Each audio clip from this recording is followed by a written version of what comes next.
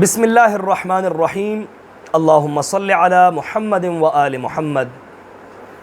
ایک مرتبہ امام احمد بن حنبل کے بیٹے حضرت صالح نے ان سے سوال کیا کہ ابا جان، یزید سے دوستی کرنے اور اس پر لعنت کرنے کے متعلق آپ کی کیا رائے ہے؟ تو امام صاحب نے اپنے بیٹے سے کہا، بیٹا، اللہ پر ایمان لانے والوں میں سے کوئی ایسا نہیں کہ جو یزید سے دوستی رکھے، اور میں اس پر کیوں نہ لعنت کروں کہ جس پر اللہ نے اپنی کتاب میں لعنت کی ہو۔ بیٹے نے پوچھا، ابا جان، اللہ نے اپنی کتاب یعنی قرآن میں یزید پر کہاں لعنت کی ہے؟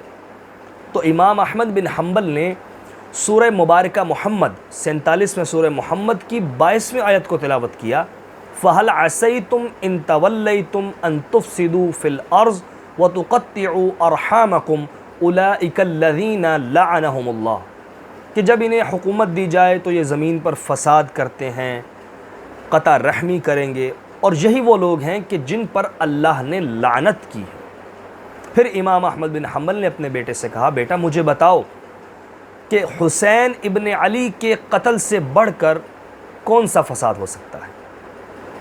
اس روایت کو مفتی مکہ امام ابن حجر مکی الشافعی نے اپنی کتاب صواعق محرقہ میں نقل کیا ہے، اور مفتی شفیع اوقاڑوی صاحب نے اپنی کتاب امام پاک اور یزید پلید میں نقل کیا ہے۔